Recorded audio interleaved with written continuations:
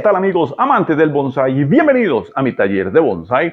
Hoy tengo el video que les había prometido hace un par de videos atrás, donde les dije que podían mandar sus consultas, sus preguntas, inquietudes sobre cualquier tema relacionado con bonsai para poderles ayudar y darles una respuesta y de alguna manera pues compartir un rato con ustedes. Esto es una dinámica que hacía hace ya bastantes años atrás acá en el canal, prácticamente a mis inicios, donde era un poco recurrente. Después de algún video, habían varias consultas y yo me daba la tarea de responderlas en el siguiente video. Así es que han pasado ya bastantes años y unos cuantos miles de seguidores más, gracias a Dios, y quiero volver a retomar un poquito hoy para poder compartir con ustedes. Y tengo preguntas bastante interesantes, muy bonitas, y agradezco a todas las personas que se tomaron el momento de escribirme y compartir. Tengo preguntas acá de mi país, Costa Rica, tengo preguntas de Colombia, tengo preguntas de México, tengo preguntas de Argentina. A todos un abrazo y un agradecimiento. Y vamos a empezar con la primera. La primera es de mi gran amigo Jorge de Argentina. Mi querido amigo Jorgito me hace una pregunta sobre si es posible hacer el alambrado a las raíces y cómo se hace para mejorar el Nebari. Bueno, sí es posible alambrar las raíces para poderlas hacer de forma radicular, de forma circular, que puedan verse bonito, prolijo, arreglado. Sin embargo, hay que tener cuidado. ¿Por qué? Porque no vamos a ver el crecimiento de las raíces, y si las alambramos para darles movimiento y forma, lo que va a suceder es que en algún momento van a crecer, el alambre se va a clavar y más bien vamos a crear deformidades en lo que son las raíces. Por lo tanto, hay otras técnicas como cuáles: el plato o una base, un bloque de cemento, una laja, cualquier cosa fuerte que pueda permitir que las raíces queden planas, y por medio de poda y selección podemos irlas acomodando. También existen los ganchitos o las horquillas de alambre que se pueden poner para evitar que la raíz se mueva para varios lados y dejarle espacio para que crezca, pero que quede en una dirección deseada. Así es que formas hay. Por ejemplo, yo no les recomiendo el alambrado como tal de la raíz, porque sí vas a tener ciertos problemas. También Steven Campos de Costa Rica me hace la siguiente pregunta: ¿qué hace que un bonsai sea de calidad superior y qué pasos debo seguir para lograrlo? Ok, esa es una pregunta que me han hecho varias veces y tengo algunas por aquí también similares, pero voy a responderlas todas. Por ejemplo, Steven, ¿qué hace que un bonsai sea de calidad? Obviamente, el trabajo que se vea que ha llevado en el tiempo va aumentando poco a poco la calidad del árbol, la madurez de la corteza, la ramificación, qué tal se ha hecho, cómo va a estar trabajado el árbol de acuerdo a su proporción, movimiento, dimensiones, maceta, Nebari, en fin, es un conjunto de cosas que se van desarrollando en el tiempo. No es simplemente meter el tronquito en una maceta y los primeros brotecitos ahí que van saliendo, medio acomodarlos. No es que no es de calidad. Obviamente todo trabajo que hacemos nosotros y cualquier entusiasta, obviamente tiene calidad porque se hace con el corazón, se hace de buena forma. Sin embargo, esa maduración en el tiempo de cómo los árboles van adquiriendo estructuras más maduras, líneas más definidas, todo eso va aumentando de alguna forma la calidad. Como te digo, el trabajo del Nebari, como preguntaba Jorge en la primera pregunta, el trabajo estructural del Nebari, el trabajo de la línea de tronco, la selección de las ramas y todo ese tipo de cosas, y conforme pasa el tiempo, la elección de la maceta, que el color combine, etcétera, etcétera, todo eso ayuda para que el árbol vaya ganando en calidad, vaya ganando en madurez, pero eso se logra con el tiempo, con el paso a paso y con el buen cultivo y desarrollo del árbol. Siguiente pregunta, tengo a Débora Ibarra de Argentina. Un saludo a mi amiga Débora. Me pregunta sobre qué momento es el adecuado para alambrar correctamente un árbol de acuerdo a la especie. Qué interesante pregunta, Débora. Y es que a veces pensamos que tal vez por la especie hay algunas condiciones diferentes. En este caso yo tengo acá una bugambilia, pero podemos hablar de un junípero, podemos hablar de un pino, podemos hablar de cualquier otra especie. Sin embargo, el momento adecuado para cualquier especie a la hora de alambrar, yo prefiero siempre que el árbol esté saludable. ¿Por qué? Porque cuando vamos a alambrar, el árbol va a sufrir, entre comillas, microfracturas, porque vamos a dar movimiento a las ramas. Movimiento muy fuerte o un movimiento muy sutil. De alguna manera estamos generando algo en la estructura, en la rama, en la corteza, en las fibras, en todo en general del árbol, algo se está generando. Estrés o no estrés, algo sucede. Entonces el árbol necesita de alguna forma pues recuperarse o volver a echar adelante todo lo que es el sistema vegetativo, de crecimiento, etcétera, etcétera. Por eso es que sería lo mejor, sin importar la especie, Débora, poder tener conciencia de que el árbol está fuerte, de que el árbol está saludable, de que no hay problemas con él, a razón de que plagas, debilidad, que se vea que está amarillento, como que no está brotando fuerte, o que está en una época de pronto que el árbol no está del todo muy activo, tal vez porque el clima lo golpeó muy fuerte, una sequía, qué sé yo. Cualquier cosa que nos haga pensar o ver directamente que el árbol no está en full condiciones. Ahora, si es un árbol que está brotando fuerte, tiene brotes largos, que está verde, que está dando flores o que está dando frutos, que el árbol está activo, que el árbol está fuerte, sería cualquier momento del año. Si el árbol está en ese momento, es un buen momento para lo que es el alambrado. Siguiente pregunta. Héctor Vergara de México me pregunta, ¿qué es lo que le da valor a un bonsái? Si es un yamadori, si es de semilla, la ramificación, la conicidad, el equilibrio, posición de ramas, etc.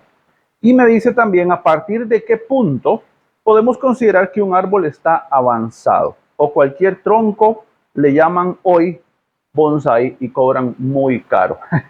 Bueno, Héctor, creo que usted no es el único que vive este fenómeno, digamos, creo que es algo a nivel mundial prácticamente, por lo menos en Latinoamérica yo sí pienso que pasa, donde algunas personas pues ven más allá de un arte, ven un negocio, tienen derecho, obviamente, no, eso no lo critico, pero a veces la ética no es la misma en una persona y en otra. Bueno, no vamos a entrar en eso. Lo que sí vamos a entrar es qué hace que un árbol, un bonsái tenga valor. Y usted justamente dio los parámetros. Obviamente un yamadori tiene un valor especial porque se buscaría que a la hora de sacar un árbol, tenga un carácter que solamente el desarrollo salvaje en la naturaleza le dé esa maduración, más que todo en el tronco, corteza y demás.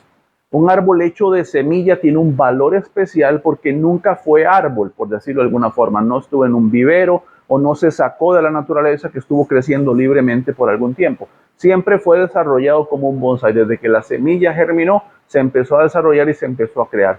Por ejemplo, los jaboticabas se desarrollan por semilla, los pinos negros también, aunque también en esta última especie se desarrollan por acodo. Sin embargo, un árbol desarrollado de semilla tiene un valor, digamos, significativo a razón de la cantidad de años que han pasado para lograr un árbol maduro, grueso, estructurado y demás. Y como dije en la pregunta que me decía Steven sobre la calidad en el árbol, todo eso va, de nuevo, no es que es un árbol grueso, es más valioso que un árbol delgadito, no necesariamente, porque los literatis se hacen con árboles delgados, pero tienen un literati bien hecho, lleva un montón de detalles que cuesta poder llegarle a un nivel de maduración o de desarrollo de un árbol para que se vea de calidad, aunque sea delgadito, no tanto sea grueso. De hecho, un árbol muy grueso va a tomar más tiempo desarrollar una ramificación balanceada o acorde al grosor del tronco. Entre más grande sea el tronco, más tiempo hay que desarrollar la ramificación para que ésta sea acorde al grosor del tronco. A diferencia de un árbol pequeñito, un árbol delgado, va a ser menos el tiempo en desarrollar un grosor acorde, balanceado al tamaño o al grosor del tronco. Entonces, todo ese tipo de cosas levantan la calidad del árbol. Otro detalle importante que se me estaba olvidando y que acabo de traer a memoria es el que no se vea el paso del hombre en el desarrollo del árbol. ¿Cómo así?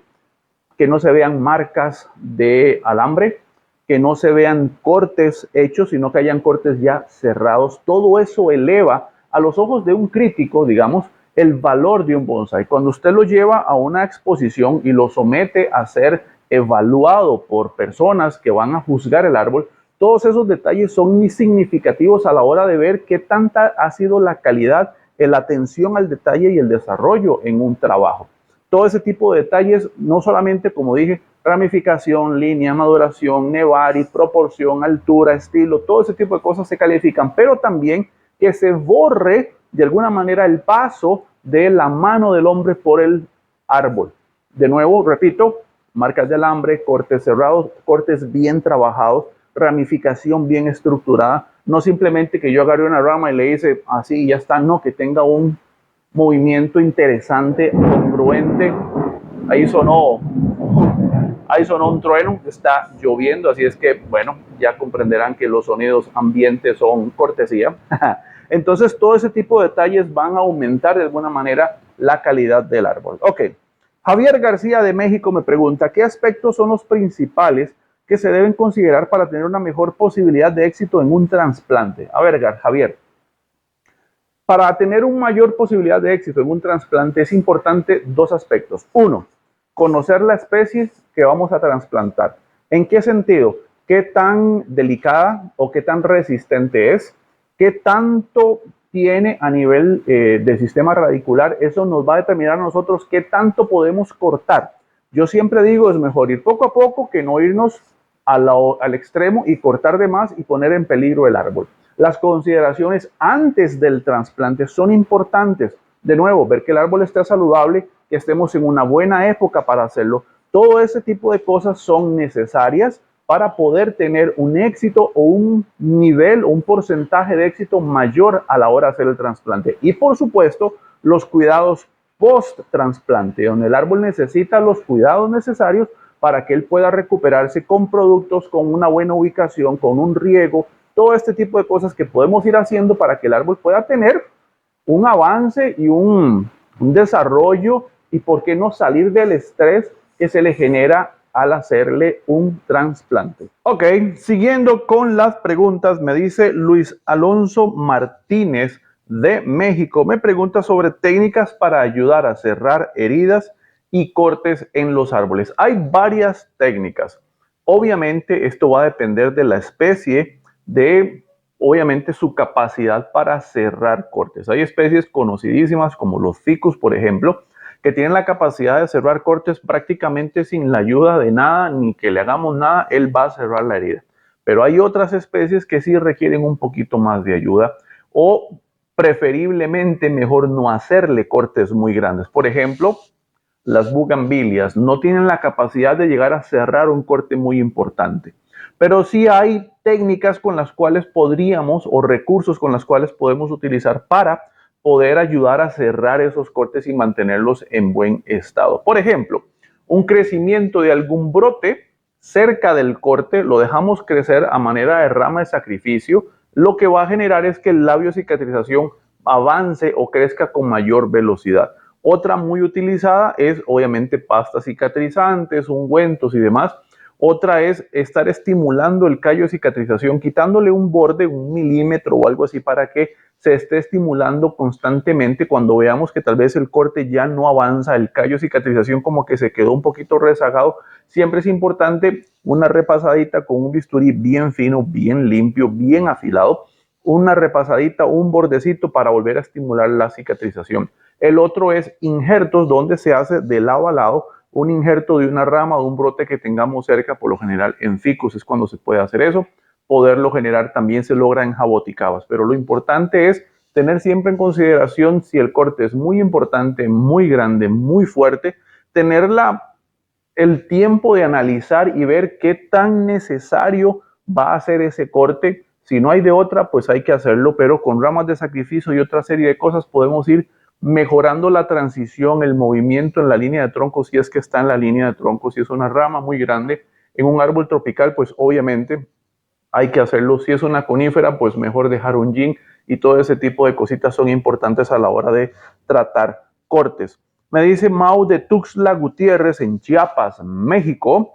Me pregunta sobre el criterio para la elección del material para iniciar un trabajo de bonsái pensando en una persona que está iniciando. Ok.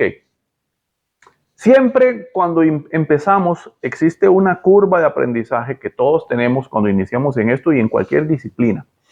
Pero es importante que las especies con las que empecemos a trabajar sean especies fuertes, sean especies resistentes, que soporten los errores que normalmente vamos a cometer todos cuando estamos empezando. Entonces me refiero, obviamente hay que buscar especies que sean, ojalá nativas del área en el que estamos, o por lo menos especies que sabemos que son fuertes. ¿Cuáles? A términos generales, Ficus por excelencia.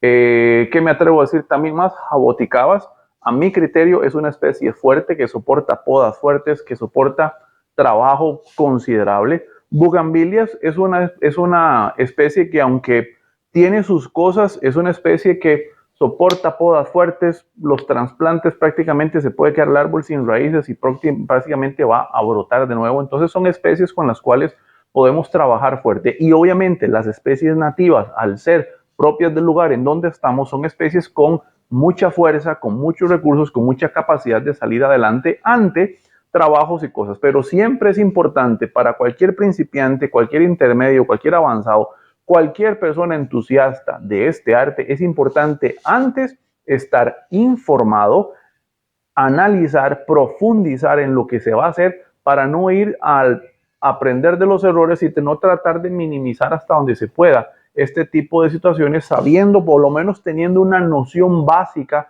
de lo que vamos a hacer para, obviamente, que esos errores sean los menos posibles. Tengo otra pregunta de mi amigo Nicolás Solano de Colombia, y él tiene problemas con los juníperos porque me dice que se le mueren. Él vive en una zona con muy alta humedad relativa y muy altas temperaturas. Ok, hasta donde yo sé, por experiencia y comentarios de amigos cercanos que tienen también un problema similar acá en Costa Rica, tienen algunos problemas con zonas muy calientes, y les pasa exactamente lo mismo. No puedo llegar a una conclusión exacta, pero se presume que algunos juníperos no gustan mucho de temperaturas muy altas, porque hay que tener unos cuidados extremos, por ejemplo, que tal vez alguna malla de sombreo que le minimice un poco la temperatura, el calor, un sistema de riego por aspersión que mantenga hidratado el follaje, etcétera, etcétera. Hay que ir tratando de hacer ciertas modificaciones y ciertos arreglos sobre la marcha, sobre lo que tenemos, tomando en consideración, como bien lo dice Nicolás, la humedad relativa, la temperatura y demás. Entonces, no es que sea imposible, no es que no se pueda, porque obviamente hay personas en lugares similares que tienen juníperos y les va bien. Sin embargo, hay ese tipo de consideraciones en los cuales tenemos que ir buscando la manera de. Por eso digo, una malla de sombreo, puede ser un sarán, puede ser un invernadero, o buscar un sitio donde el árbol esté más fresco, o un sistema de riego que periódicamente 2-3 veces al día o cada cierta cantidad de tiempo, dependiendo de la temperatura, porque honestamente no conozco la temperatura del sitio en donde vive Nicolás, que pueda estar hidratando el árbol, mantenerlo fresco, y eso estoy seguro que le va a ayudar bastante. También me dice Ricardo González de México, ¿en qué momento el árbol se considera un bonsái? Sus características completas para considerarlo bonsái. Ok, es importante, ya lo he más o menos comentado en dos preguntas similares que me hacen, pero quiero ejemplificarlo un poco mejor con esta pregunta que me hace Ricardo sobre las características para considerarlo un bonsái. Dentro de la terminología japonesa, el kanji como tal, bonsái, árbol en maceta, en términos muy generales, de ahí se ha valido mucho a gente a nivel de mercado, a nivel de negocio, para vender arbolitos en macetas y ponerles bonsái. Pero sabemos que el bonsái es un arte, es más allá de sembrar un árbol en una maceta y listo. Conlleva un término de estética, conlleva términos de proporción, de estructura, de belleza, porque no como cualquier expresión artística. Entonces, obviamente están quienes quieren profundizar mucho en el arte y hay quienes se conforman con 2-3 cositas y que el árbol se vea bonito. Conozco cantidad de ejemplos donde personas por ejemplo, y no es crítica, es simplemente un ejemplo, se conforman con simplemente una tijerita y mantener el árbol redondito haciendo como cositas redonditas, y toda la colección de árboles que usted ve son cositas redonditas o cositas muy así, que a la vista pues se ve bonito, pero si profundizamos un poco más dentro de lo que hay del redondito bonito, vemos una estructura mal acomodada, vemos ramas mal hechas, vemos ramificación que no está bien. Y no es que es un pecado mortal, no, simplemente es la preferencia o el gusto de esta persona por diferentes razones, porque hasta ahí quiso aprender, porque no quiere perder el tiempo alambrando, porque no le interesa, simplemente quiere tener un montón de árboles redonditos, bonitos y ya está. Para gustos, los colores y se respeta. Pero cuando profundizamos más en lo que bonsai requiere, obviamente podemos hacer una diferencia entre esto y algo un poquito más avanzado, que hay estructura, ramificación primaria, ramificación secundaria, terciaria. Esto es un árbol con potencial para convertirse en un bonsai, que de hecho este es el material con el que voy a trabajar en mi próximo video, pero es un árbol que está empezando, ¿ok? No hay maduración de corteza, las ramas son brotes ya maduros, ya con corteza, ya flexibles para trabajar, pero dista mucho de lo que podríamos llamar perfectamente un bonsai. ¿Por qué? Por lo mismo, términos de estética, proporción, maceta, ramificación, maduración, estilo, diseño y otra serie de cosas, las cuales el conglomerado de todo esto va a ir tomando cada vez más forma de bonsai dentro de una expresión artística, dentro de una obra de arte. No quiere decir que nuestros arbolitos no son bonsai, no, pero hay una diferencia claramente marcada entre algunos árboles de muy alta calidad porque se ha tomado el tiempo y los años en refinar todos esos detalles, entonces llevan el bonsai a un nivel superior de los que muchos estamos aprendiendo y tratando de llegar a ese nivel. Pero en el proceso siguen siendo bonsai, simple y sencillamente que hay diferencias como en obras de arte, como en la pintura, como en la música. Hay quienes se conforman con tocar 3, 4 acordes y hay quienes buscan escalas de jazz, escalas de blues. Sigue siendo música, solamente que están a un nivel diferente. Eso es justamente lo que me refiero. Y gracias a Ricardo por la pregunta que me hizo. La siguiente pregunta viene también de México y me pregunta José Manuel Guzmán sobre el uso de luces para cultivo de los árboles para espacios en donde no hay jardín o no tenemos aire libre. Y esto es un tema importante y voy a tratar de ser lo más resumido posible. Es bien sabido que cuando cultivamos bonsai necesitamos un espacio adecuado, porque son árboles, no son plantas de interior, no son plantas que se pueden mantener en la sala o en un bajo techo, qué sé yo. Van a sobrevivir algunas especies un tiempo más prolongado, pero al mediano, corto o largo plazo, esa especie que tenemos al interior, pues va a ir perdiendo su forma, va a alargar mucho los brotes, tal vez las hojas se van a hacer muy grandes o el árbol simplemente van a ir para atrás y va a ir perdiendo fuerza, va a ir perdiendo vigor, va a ir perdiendo salud y va a acabar en algún momento en dañarse, ¿ok? Entonces existen estas luces que se llaman growing lights o luces de crecimiento, que son luces que generan cierta radiación ultravioleta que le puede dar al árbol como un, qué sé yo, como un poco más de luz natural, entre comillas, aunque es artificial obviamente, y le va a ayudar a mantenerse más tiempo. Se usa mucho en hidroponía y otra serie de cultivos para los cuales no hay la luz solar, ¿verdad? Entonces, bueno, yo tengo una aquí, que es justamente esta que yo tengo acá. Yo no la uso del todo, pero se supone que estas luces se las pone, las prende, y ahí más o menos, ahí voy a ponerlo para que se vea bien la cámara. Se supone que esto puede dar radiación y puede ayudarnos también a cambiarle un poco la intensidad de la luz y la frecuencia y otra serie de cosillas por ahí que podemos ir haciéndole al árbol. Se supone que esto se puede utilizar para árboles recién trasplantados, árboles que nos estamos tratando de recuperar y usted puede acomodar una luz por aquí y que le quede otra luz por allá, etcétera, etcétera. Ok, ahí acabó la demostración. De este tipo de luces tienen timers también, donde usted puede poner que la luz esté por 40 minutos, por 50 minutos, qué sé yo. A ver, Nada va a sustituir la luz solar, nada. Por más LED, por más intensidad, por más rayos ultravioleta, por más lo que usted quiera, nada va a sustituir la luz solar natural, nada, no lo existe, ¿verdad? Eso partiendo de ese punto. Pero si no hay de otra, si no tenemos un espacio, en el caso mío yo tuve que improvisar y si quería seguir teniendo árboles tenía que ver qué hacía. Entonces, ¿qué pasó? Colonicé el techo de mi taller y listo. Esa fue mi solución. Pero entiendo cuando no existe lo que hay es un balcón, vivimos en un cuarto, quinto, séptimo piso y no existe más que un balcón y tenemos que buscar la manera de darle al árbol lo mejor posible para que el árbol siga viviendo. Entonces están este tipo de alternativas. No es lo recomendable, pero si no hay de otra, pues es lo que podemos utilizar. Ok. Benedicto Arce, acá de Costa Rica, me pregunta sobre recomendaciones para extraer árboles de tronco grueso, o sea, llamadores.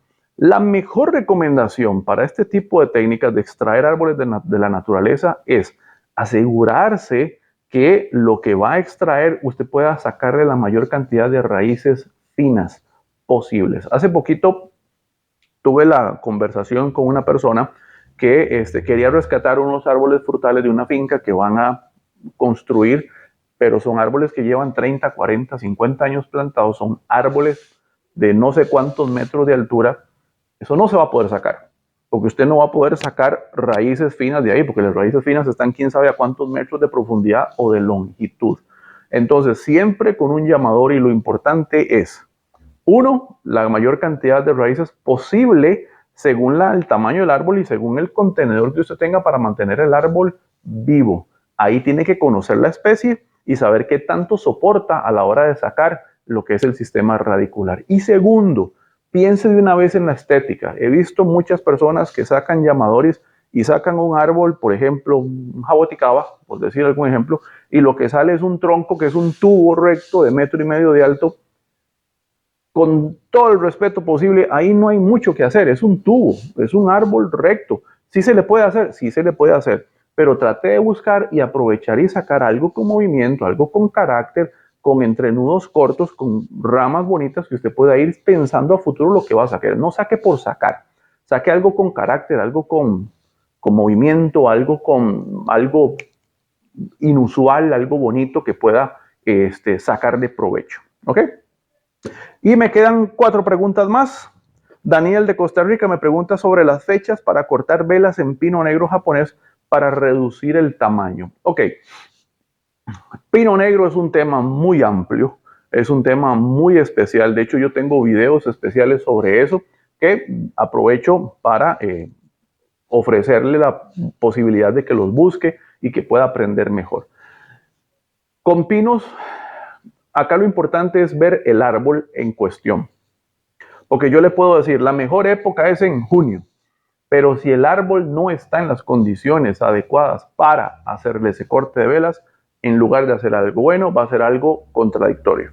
Entonces, lo principal es ver en qué estado de salud está el árbol, en qué estado de desarrollo se encuentra, porque si apenas estamos engrosando, apenas estamos buscando movimiento, apenas es un plantón recto, antes de pensar en reducir agujas, piense en movimiento, piense en estilo, piense en desarrollo y luego ya vendrá el tema de reducir agujas. Pero algo que ayuda mucho es el control de la humedad, obviamente unido a un sustrato drenante 100%, ¿verdad?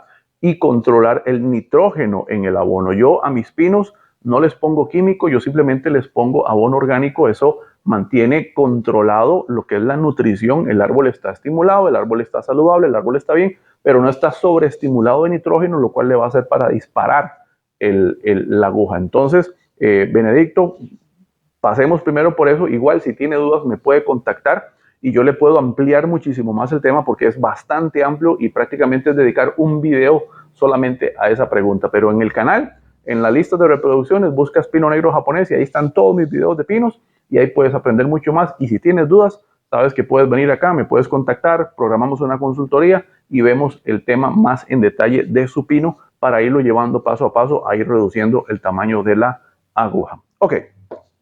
Me dice también Walter de México, me dice problemas con azalia, florea constantemente y no saca nuevos brotes. Bueno, Walter, yo creo que ese problema lo desearíamos todos.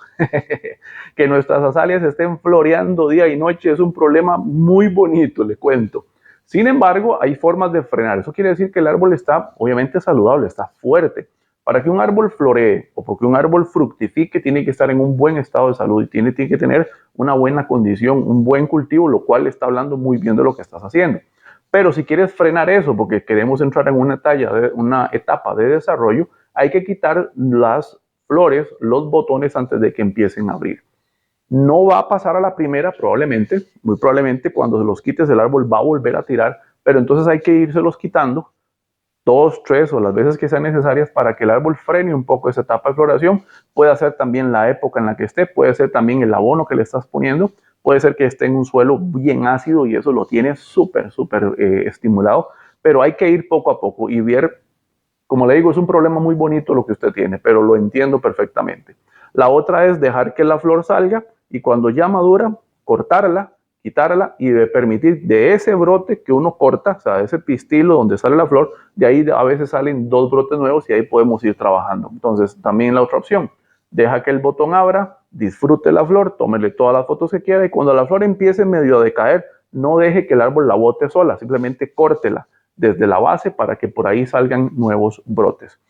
Ok, penúltima pregunta, Mauro Martínez de México me pregunta sobre abonado para plantas acidófilas. La azalia es una acidófila junto con las camelias, las gardenias, las azalias y otra serie de especies que son de suelo ácido o de un pH bajo. Vean, opciones de abonado hay muchas. Caseras hay por montones, internet está lleno de opciones. ¿Qué jugo de limón? ¿Qué vinagre? ¿Qué agua con no sé qué?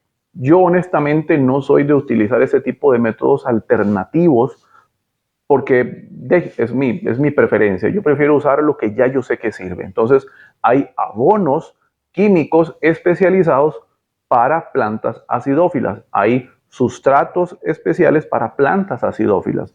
En lo personal, yo, por ejemplo, mis azalias, yo las planto en un sustrato normal como el que uso con todos mis árboles, pero utilizo sulfato de potasio. Ese es un abono para plantas acidófilas y se usa 1 o 2 cucharaditas, eso es como una sal, se esparce en el sustrato cuando está seco, se riega, eso entra al torrente, la planta lo absorbe, la acidifica un poco y la estimula montones a lo que es el crecimiento y la floración. Se usaba mucho también en hortensias que son acidófilas también. Entonces, por ahí le dejo ese detalle. Y la última pregunta del video del día de hoy me dice Vicente Vaca de México. Me dice que si es posible aprender bonsai sin tener un maestro o alguien que te enseñe, o sea, pertenecer a una escuela.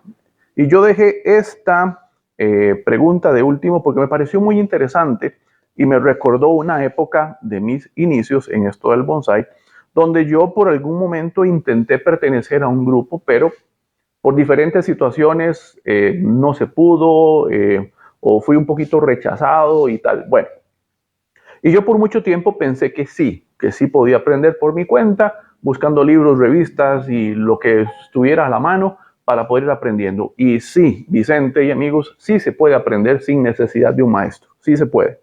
Sin embargo, no vas a poder aprenderlo todo. Esa es la diferencia. Siempre en esto hay algo nuevo que aprender. Y sí es importante tener a alguien con un conocimiento mayor, que siempre existe, que nos pueda transmitir un poco más ese aprendizaje. Existen libros muy buenos y hoy por hoy, gracias a Dios, hay literatura, hay videos, está mi taller de bonsai, que es una buena herramienta para aprender, pero no, hay montones de libros y revistas y material que usted puede buscar, aprender, leer y aprender un montón y estudiar y practicar y todo. Pero esto se logra con estudio, con constancia y con disciplina. Aquí no hay atajos, pero siempre es importante complementar nuestra forma autodidacta de hacer las cosas, que yo lo hice mucho tiempo, pero también es importante reconocer que necesitamos que alguien nos instruya. Sobre todo, ¿para qué? Para corregir errores. Porque si somos autodidactas 100%, lo que vimos en la revista lo aplicamos y que la torsión y que el esto y que lo partió y que lo torció y que lo sacó y que lo dobló y todo lo demás, probablemente en algún momento estemos cometiendo un error y no nos estamos dando cuenta. Entonces ocupamos un maestro, ocupamos una persona con mayor conocimiento que nos vea y que nos diga, esto que estás haciendo no está mal, pero le falta esto para que funcione por esto, y que nos empiecen a dar esas razones y a corregir todo este tipo de mañas, entre comillas, que a veces usamos cuando somos 100% autodidactas. Por ejemplo, en alambrado hay muchas cosas que hay que corregir a veces y que a mí me corrigieron mucho tiempo cuando tuve un maestro al lado y que me vio y me dijo, no, esto no es así. Para defoliar esto se hace así, en el trasplante se hace de esta forma por esto y esto y esto. Entonces es importante hacerlo.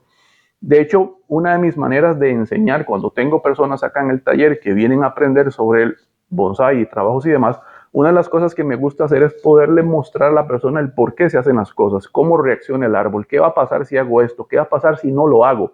Entonces siempre, a Vicente y amigos, es importante, para cerrar el video de hoy, debemos mantener siempre una actitud autodidacta, debemos mantener siempre una manera de aprender, de retarnos a nosotros mismos, saber que el límite lo ponemos nosotros, siempre se puede aprender algo nuevo, no importa de la persona, no importa de quién venga, si es un maestro, si es un aprendiz, si es un video, si es un libro, siempre se puede aprender algo nuevo. Debemos mantener la mente abierta, siempre a saber que no somos el dueño de las respuestas de todo, que siempre algo podemos aprender, que siempre podemos cometer errores. Y a veces se aprende más de los errores que de los aciertos, en esto y en la vida. Así es que siempre busquemos la manera de ser mejores, siempre busquemos la manera de aprender, pero siempre es necesario la ayuda de alguien que nos oriente, que nos guíe, que nos corrija y, por qué no, también que nos motive. Así es que esto fue todo por el día de hoy. Espero que les haya gustado. Y si le quedó alguna duda, hágamelo saber en los comentarios al pie del video. Recuerde que puede seguirme en redes sociales como Instagram y Facebook como Mi Taller de Bonsai, y en TikTok como @JonathanSeguraSolis. Y por supuesto, suscríbase a su canal de videos, Mi Taller de Bonsai, para aprender haciendo. ¡Nos vemos! ¡Chao!